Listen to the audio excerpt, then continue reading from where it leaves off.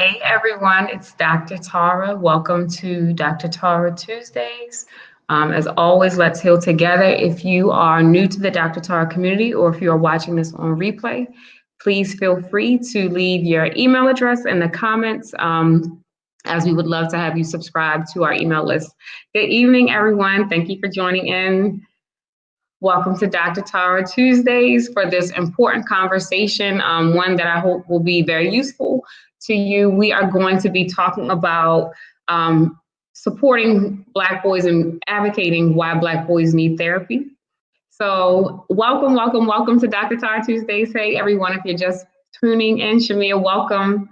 And I'm so excited for this topic.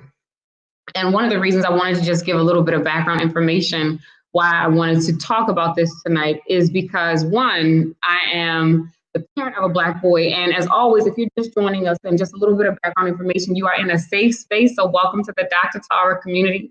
As always, you all are the experts. And so if you have a comment, I try to address every comment that is posted, either verbally in the Dr. Tara's Tuesday dialogue, or at least going back after the broadcast has ended. And so please feel free to write your comments, your experiences, because they are all welcome here. But I want to jump right into our conversation tonight because I feel like it will be good.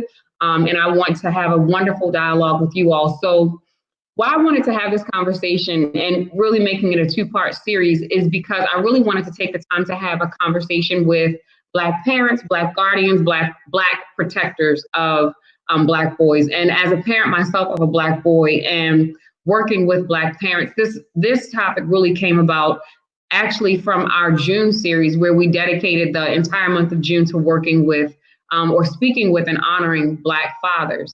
And one of the central themes, even though we had different topics, so we did dads in discipline, dads in depression, dads in co-parenting, dads in grief and loss.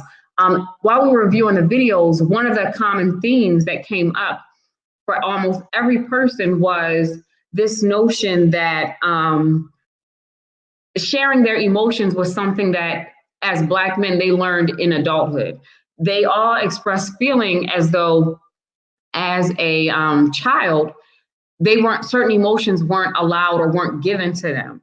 And when we think about that, and when we think about the context of raising a Black male child in this society, I wanted to explore that. And that really serves as the basis and the foundation of where this work comes from. Again, my work with parents and feeling that need too. And so for those of you who have been with me for a while, you know that we often talk about the attachment process. And I want to break that down.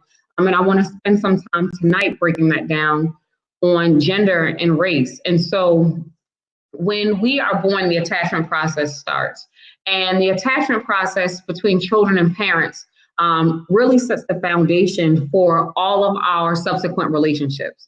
So literally, we can look at, okay, how I was able to connect with those people who raised me or took care of me. That brings in teachers, that brings in grandparents, extended family, fictive kin, all of that, and my ability to feel connected. And so for children, they have two basic needs, or for all of us, but it starts in childhood. We have two basic needs. And so the first need is the need of going out. So that's my need to explore. So if you all were to imagine a circle, it's my need to go out and then the need to come back in. And so while I'm going out, I have four basic needs. I have the need to be watched over, which means that I have the need to be able just to check in with you. I have the need to, want someone to check in with me.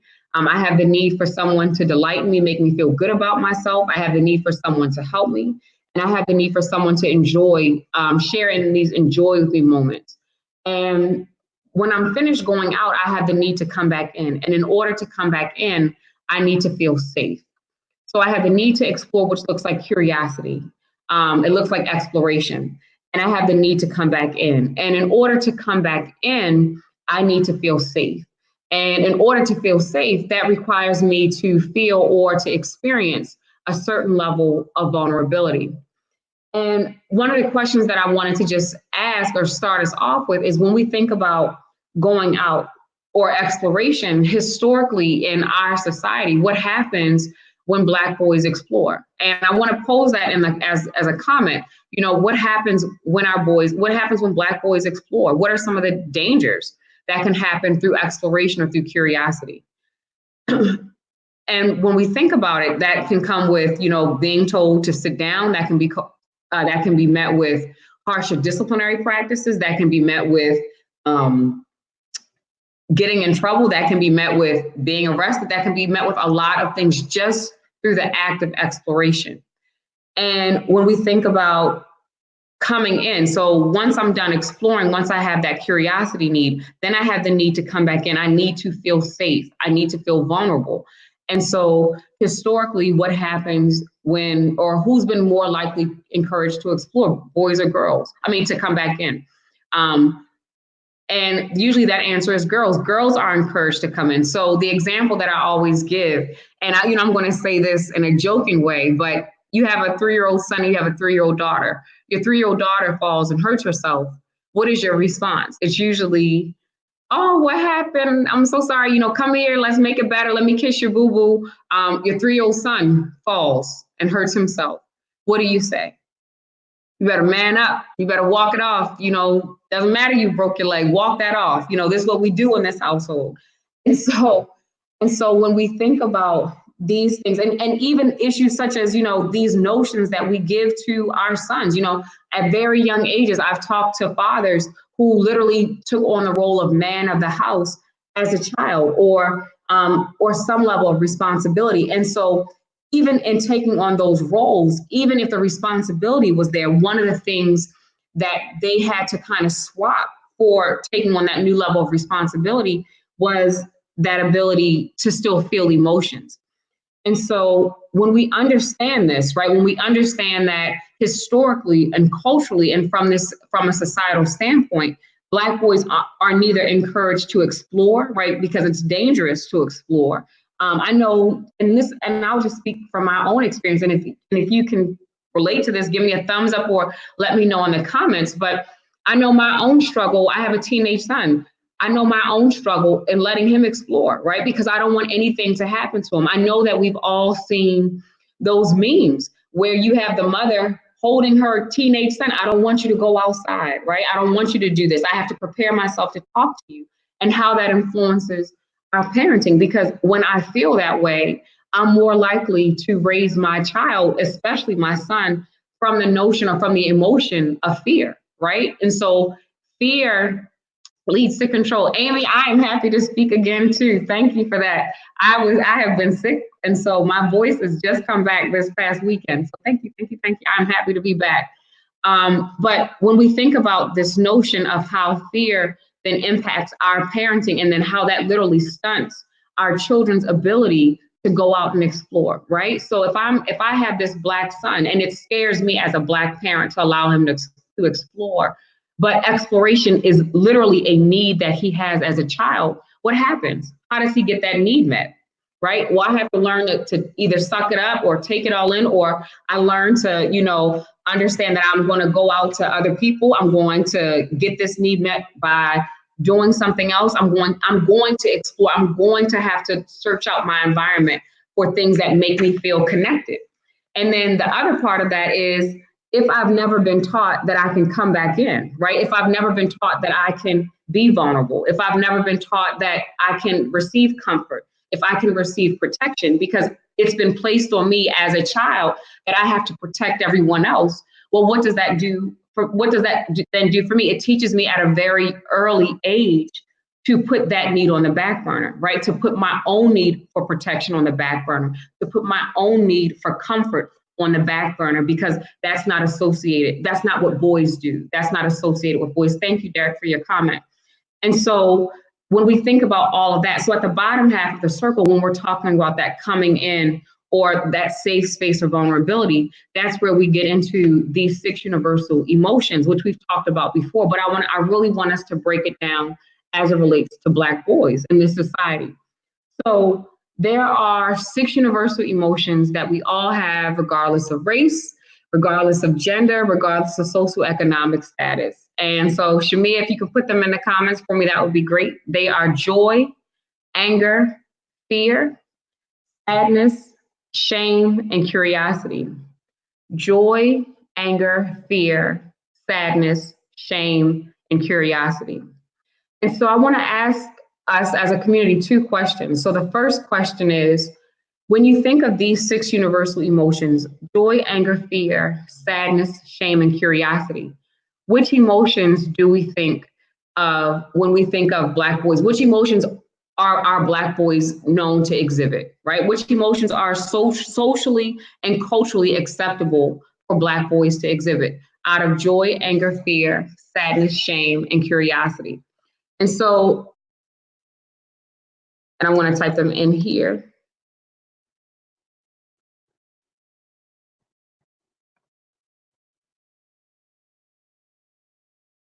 Yes, joy. Thank you, Shami. It's joy, anger, fear, sadness, shame, and curiosity. So Derek said confusion. I don't know if you're confused about the question or confused about the emotions. I want you to pick one of these emotions. When we think about Black boys, which emotions are given to them, right? Which emotions are socially acceptable for Black boys to express? So Derek, I'm gonna play with you since you have an emotion up there, confusion, so not knowing. But a lot of times for boys, a lot of times the emotion that stands out for me in talking with parents and in talking with boys is the emotion of anger, right? That is the emotion that's given to them. And it's interesting because the emotion of anger is often given very early on. So if you look at like the research within schools, a lot of times anger and aggression are kind of used simultaneously, right? So he's 4, he's acting aggressive, he's acting this way, he's moving all over the place. I feel that he's aggressive. And so when we think about the remaining 5, joy, fear, sadness, shame, and curiosity, those are the ones that are often not attributed or not allowed in certain spaces. How many of us know when we think about emotions that Black boys are allowed to express in some communities, in some societies, in some cultures, in some neighborhoods, in some families, it's safer for our sons to express anger than it is for them to say that they feel scared, right? Than it is for them to say that they feel fear. It's safer for them to, there's a big movement in social media around Black boy joy because that's not an image that is often reflected. That's not an image that's often displayed. And so when we think about understanding the need for why Black boys need therapy, Via, so Via, I want to play with that. So when you think about shame, so oftentimes shame is often left out unless shame has been made to kind of coincide with guilt. And so there's a big difference between shame and guilt. And I just want to break that down because you brought that up. What about shame? And so shame is a universal emotion. I do something, I feel bad about it, I feel shame. Shame, you can learn a lot from shame. Shame, I call shame the great humbling emotion, right? I feel bad, I'm going to do something about it. Guilt kind of adds a layer, if you're not careful, of manipulation, right? So I make you feel guilty about this. You should feel bad about this. Look at what you've done. And I'm going to use that as a way to manipulate you in order to keep you feeling guilty. And so when we look at that shame piece, I just want us to be mindful of it, because if shame is used as a teaching tool, it's fine. But when shame is merged in with guilt, it often leads to a power differential in a certain relationship. And so if I am a Black, so I'll just give the example. If I'm a Black student, a Black male in class, and I act out and I am reprimanded, I may feel shame, right? If it's used as a teaching moment, we can expect that behavior to continue. But if the teacher, right, because I'm a trigger for her, right, comes into the class the next day, oh, there goes Tara right there acting up, or waiting for her to act up again. Well, now we've changed that shame into guilt, right? And so I'm now known in that class as the troublemaker, as the one who starts, chaos, as the instigator. And so that shame has turned into a level of guilt that allows me to remain in a guilt-like stance. And so a lot of times for Black boys, it's guilt versus shame. So I just want to make that distinction, and I hope it makes sense. And so when we think about understanding how do we start to unpack that, okay, good, I'm glad. And so when we start to unpack all of these 6 universal emotions, part of our work is how then do we recreate the narrative that allows our sons, our boys to experience all 6 of these.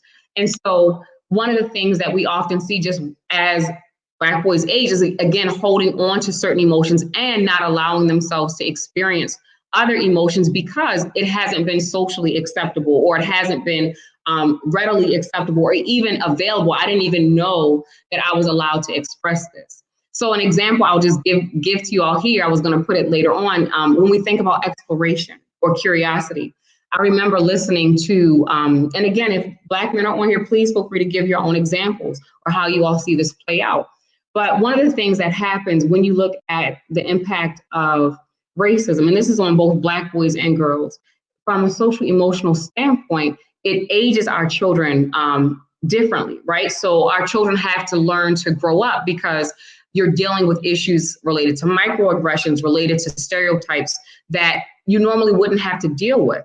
And so one of the things that happens is that those two needs, the need for exploration and the need for coming in, are taken away from me.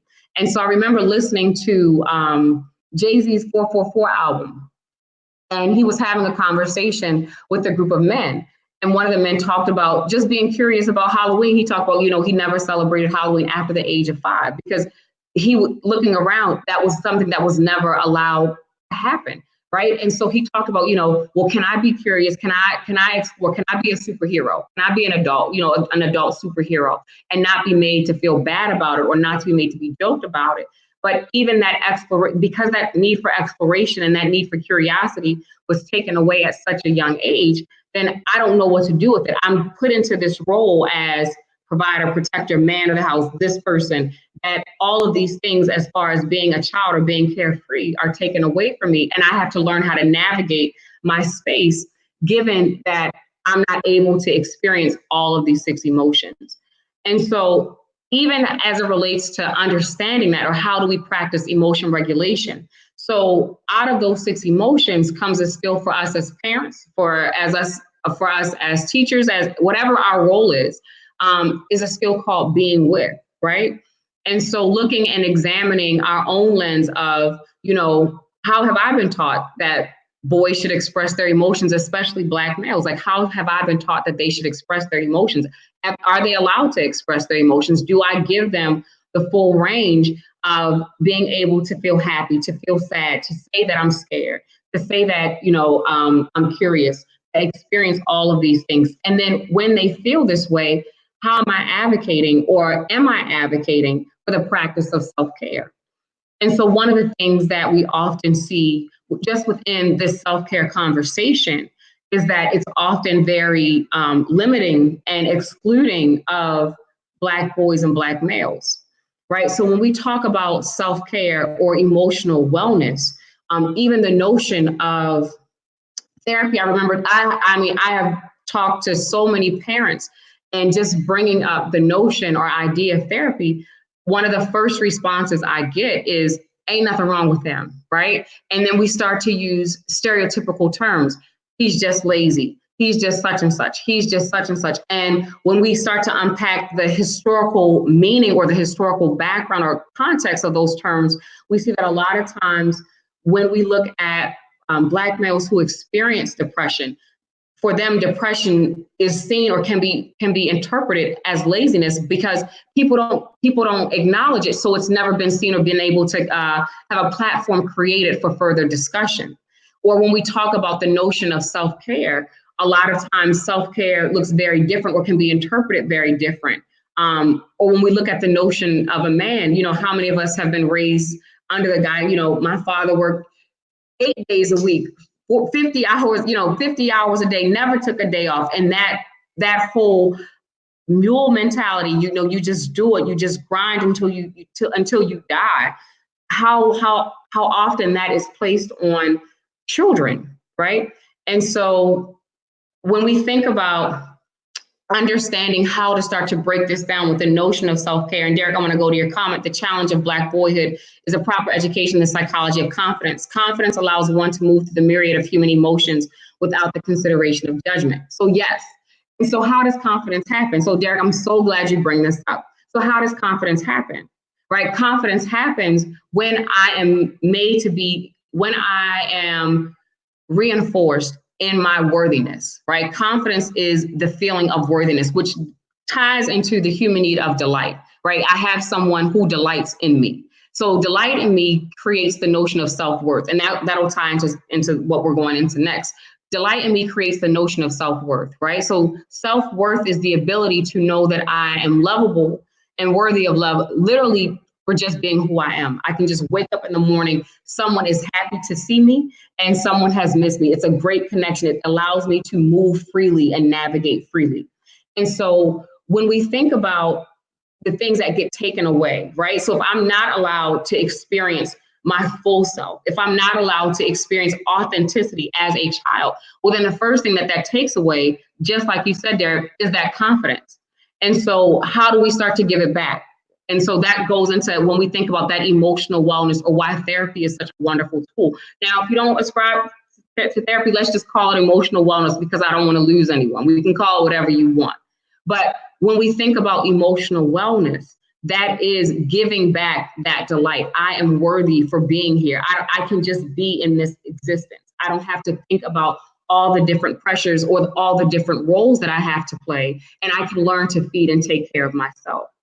Right. And so when we think about understanding this, understanding the need for that fullness, my full self. I often think about the quote from Love Jones. So Bill Bellamy made a quote in one of the scenes just saying, sometimes I just want to be held, right? And I remember having a conversation with a friend of mine who's married, and he talked about, well, sometimes I want to be the little spoon, right? I need someone to pour into me. And one of the things that emotional wellness does for our boys is gives me the confidence to experience this full range of myself in a way that doesn't take away my masculinity, that doesn't take away any of the roles that I have to take on, but allows me then to meet them more fully and to show up more fully for them, because I'm equipped with all of the skills. I'm not just showing up in this role as a protector, in this role as this, but missing out on all that emotional connection or that emotional piece. And so understanding where that places us as either parents or providers or aunts and uncles or wherever we are within that village means that how then do we start to create affirmations or affirm for our sons that they are worthy of the life that they deserve. And when we think about that, one of the things that we have to understand, so I want to talk through the lens of equity a little bit. So when children enter around ages of probably 11, 12, really 13, but pre-adolescence to adolescence, you start to see a shift. So typically parents fall from number one out of identity creation. So they start to enter a phase psychologically called identity versus identity diffusion, which means that they're in this phase of navigating who they are. So Eric, as you know, this is a prime time for rites of passage programs to start to come into place, because I want to solidify your identity within your community. Now, the interesting thing is that for us as parents, we fall again to 4 out of 4, right? So for the first 10 to 11 years of your son's life, I have been able to create an identity for him. I've been able to give him that identity, right? I've been able to put images that I want him to see, place him around certain people. Well, now I'm kind of fighting for that role. So I'm being replaced. One is by peers, that peer group, who is my son around, who are these people? 2 is school. 3 is media or culture. So media and culture is huge because that then gives representation. And so when we talk about the importance of representation, one of the things that I don't want to take away from is that Black boys see themselves represented. It's in what light they see that representation play out. And then 4 is parents. So first peers, 2 school, 3 media culture, 4 is parents. And so when we understand that, one of the things that we start to see kind of play out is what images are Black boys being shown of themselves in each of those different areas. Right. And so how, what does their peer group look like? What things do they enforce? Do they allow each other the opportunity to express their emotions freely? Do their peer groups allow all 6 of the emotions to kind of come into that circle?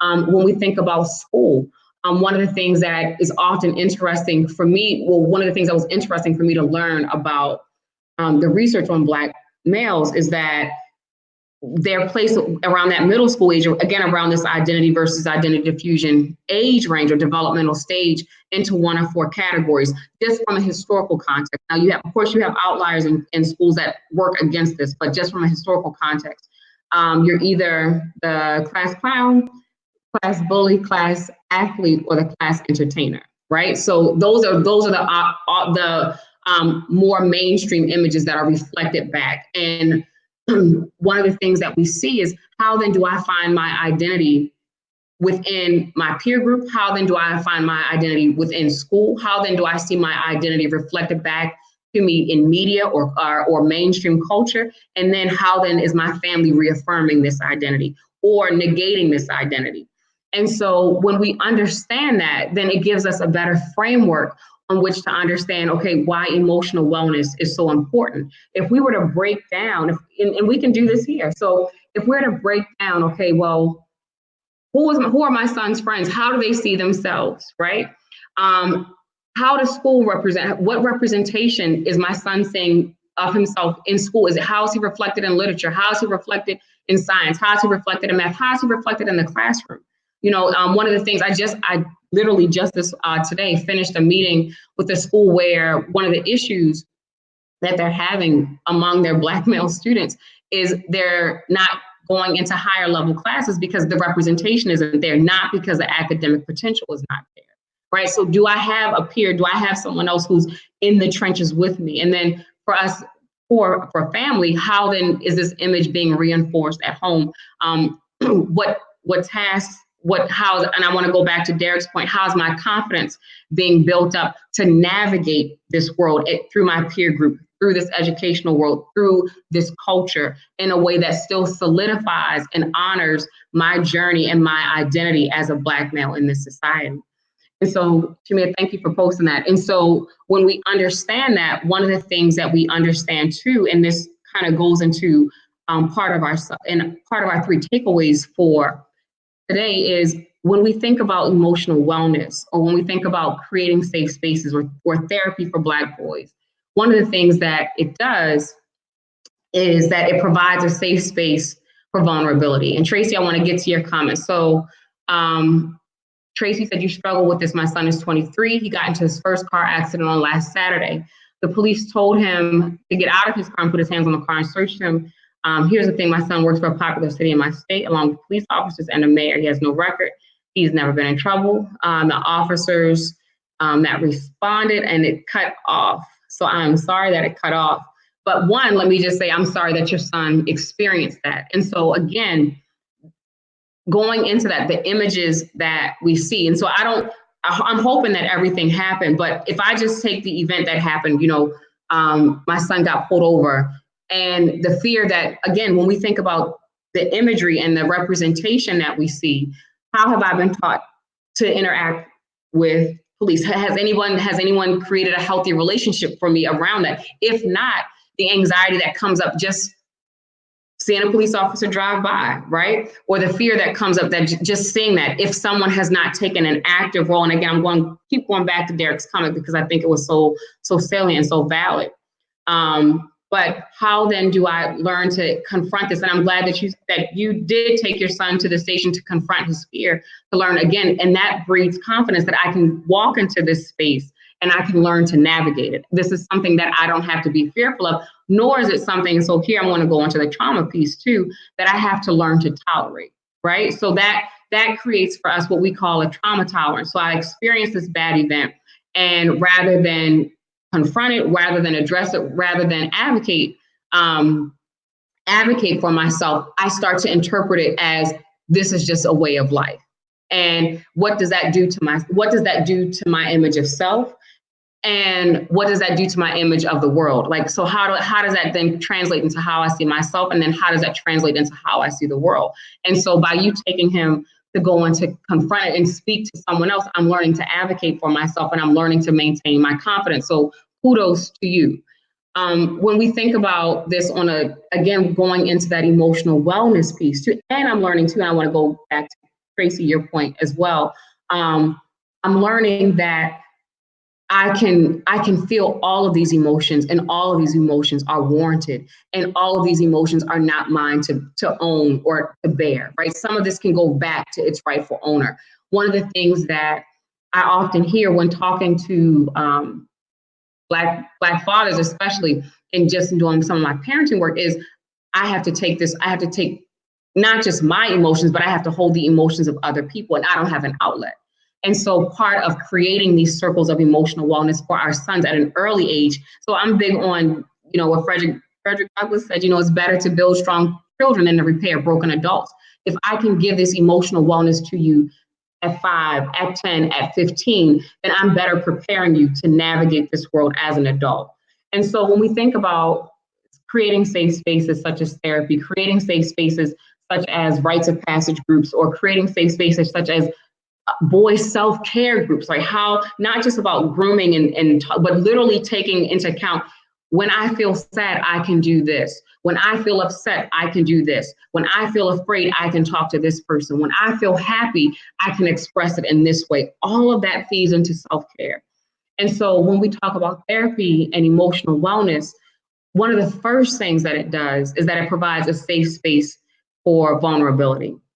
And it also provides an objective ear. So I'll just speak I want to go on to parent. I am biased, right? As a parent, I am biased. When my son is sad, when he's upset, me, Tara, I go into fix it mode. He's at an age where I don't need to fix everything, right? He's at an age where he, as a young man as a teenager turning into a young man, he has to learn how to navigate some of his way. And so part of what this does, it allows us as parents to create that space, to create that distance. And it allows our children to be vulnerable enough to make mistakes. One of the greatest gifts that that we can give our children is the gift of making mistakes. And I want to touch on that from a racial standpoint, because when we look at a lot of the racial undertones of raising a Black child in this society, the liberty of making a mistake is not often afforded to our children, right? Or it's afforded at a harsher consequence. And so by stepping away and allowing my child to be vulnerable with someone else, allowing my child to process, what they're going through with someone else other than me, an objective ear who's trained to help them navigate their emotions and trained to give behavioral strategies, I am giving them a safe space for vulnerability, and I'm allowing them to what we call create natural supports, right? So not only do you have me, but you have this person that you can talk to. You have this person you can talk to and run this by. The second part is, it allows for both reflection and full exploration of emotions. When we look at, again, and just understanding what we've been talking about, when we look at, again, those 6 universal emotions and how some of those emotions are not readily given, right? And we have to kind of advocate for our children to feel certain things or feel like they have the right to feel certain things. One of the things that these emotional spaces, or the safe spaces, therapy or emotional wellness spaces create, is this safe space for my full exploration of emotions. I felt sad because this happened. I felt scared because this happened. I'm using this coping skill because I feel this emotion. And what that then does, because one of the things that we start to see, especially as Black boys start to grow up or start to age, is, okay, well, what behaviors are put in place? And this is just a people thing, but specifically in this conversation, what behaviors are we putting in place because I don't want to feel, or I do want to feel something, right? So I don't want to feel sad, so I'm doing something else. Or I don't want to feel ashamed because I'm going to put something else in place. One of the things that therapy allows, or these emotional wellness spaces, it allows me to feel this fullness of my emotion, know that I can sit with it and sit in it and come out of it and do something that's going to improve my behavior, or then make certain behavioral changes. And then the third part, and again, if you all have comments, please bring them to me because I want to bring them into the conversation. And then the third part, it introduces this notion of being in the moment. So historically, and I'm going to keep going historically, and I'm going to come back into the present moment, but when we look at stressors related to racism, when we look at, and I'm bringing racism in because we're talking about raising Black sons, and you can't do it justice without talking about the system in which you're raising them in. So when you look at the systems of racism or classism or whatever, one of the things that we see is that it has a significant impact on your body, right? Stress. It creates stress. It creates anxiety. And we start to see the effects of this anxiety at very young ages. And so when we bring in the opportunity to be in the present moment, that brings in something called mindfulness. And that brings in that notion of, for this moment, for this time period, I'm allowed to be quote unquote carefree. I'm allowed to be in the moment where what I'm feeling. I'm allowed to connect my brain body. I'm allowed to have this brain body connection. So my brain is, or my body is sending me a signal that it feels anxious or it feels sad. I'm allowed to explore where that is. Well, where do I carry sadness within my body? Where do I carry anxiety within my body? Where do I carry anger within my body? And how then can I acknowledge, one, what that emotion is, so it's not just this impulse or this urge, and then how then can I work through that or process that? So it allows that brain-body connection to happen in a way that allows me to be in the present moment. When we see that we have, okay, so I'm sorry, I'm reading my notes. And also when we see that, when we have this concept of fear introduced into childhood, we have to think about what are those things that our children have been taught to fear, and are they valid? And how, and so Tracy, just going back to your thing, I took my son to the station to confront his fear. The empowerment that then gives to my child. And even with this, when you say your child is 23, so he's already an adult, right? But that fear was still so embedded that I'm still going to join with you in solidarity so that you can experience this. You can experience what advocacy looks like. You can experience what creating repair looks like when a rupture has occurred. Because one of the things that we want to kind of dispel is when we have that fear that goes unchecked or not cared for, it easily turns into anger, right? Fear easily turns into anger. Is what we call a secondary emotion, meaning I feel something and then it turns into anger. And so it's easy for that incident to have turned into anger, and anger is a physical emotion that I can feel. It sits in my body. I can feel it eat away at my chest. I can feel it eat away at my stomach. I can feel the headaches. I can feel this happening, rather than fear, something I can put at ease. And so again, kudos to you for doing that, because it allows me to dispel some of these things, and it allows me to dispel them in a mindful way by being in that present moment, by acknowledging this is where I feel it in my body. And all of that relates and ties into self-care, right? All of that ties into self-care. And so when we think about why Black boys need therapy, one, the main reason is because at very early ages, right? When we look at the achievement gap and opportunity gap, we see these gaps as young as preschool. We used to think it was elementary school, 3rd and 5th grade. Nope, we see it as early as 3 and 4. When we look at disciplinary disparities, as early as preschool, as early as kindergarten, 1st and 2nd grade, right? Same behaviors, different outcomes that children are displaying in school. And then understanding the need for emotional support around that, understanding the need to delight in our children. And what is delight? Again, that feeling of self-worth. I'm worthy just for being who I am. It's not, I don't have to do anything. All I have to do is merely exist. And I'm worthy of someone delighting in me, someone acknowledging me, because again, that creates a feeling of self-worth, which leads to that confidence. When I have that confidence, I'm able to then navigate all of these things. I'm able to navigate my peer group. I'm able to navigate school. I'm able to navigate society because I have a sense of identity that is grounded and rooted in my deservedness, in my worthiness.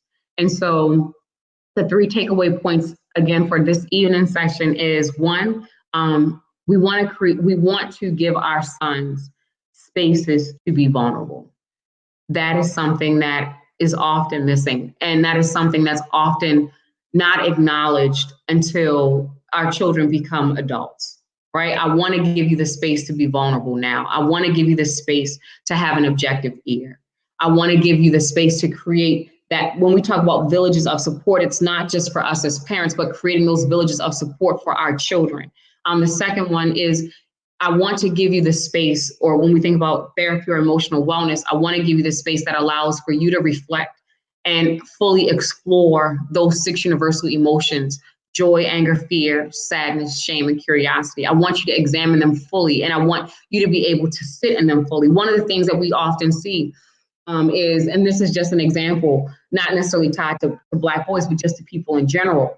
But if you see it with your sons, or see it with someone that you care about, one of the things that we see is self-sabotage, right? So if I've been taught that I'm not worthy of joy, if I've been taught that joy is something that's for them, right? They're the ones that get to be happy. They're the ones that get to be this. Then one of the things that I see is, when I experience joy, I'm waiting for something else to happen, right? I'm waiting for the bad day to come. I'm waiting for the other shoe to fall. And so when I talk about full exploration of emotions, I'm not just talking about sadness or shame. I'm also including curiosity. I'm also including joy, because those are emotions that are often not given freely, again, or encouraged to be explored freely. And then the third takeaway is that therapy introduces the concept of being in the present moment. And so it allows me to get out of this anxious thinking: what if this happens? What if this happens? What if this happens? And allows me to be in the present moment and experience a carefree, like, to be able to be carefree in this moment, to be able to create this safe space, to be able to explore freely and to come in freely. So that is the talk for this evening. We went about 45 minutes. If you have any comments, please feel free to, if you have any ideas or feedback or anything that you want to share, please feel free to put it in the comments. I thank you all so much for joining me. If you are interested in joining our email list, please put your email in the comments or send me a DM. Next week, we're going to be talking about why therapy is important for Black girls. We'll be examining it through the same lens of the 6 universal emotions, but there's another emotion that's more so associated with Black girls. And so we're going to be exploring that, why Black girls need therapy. So please tag a friend and share. If you enjoyed it, give me a thumbs up. I'll say, like Lola, like this page, whatever all that is that she listens to on YouTube. But again, most importantly, thank you so much for tuning in. As a part of the Dr. Tara community, I always say, let's heal together. So I hope to see you next Tuesday. Peace.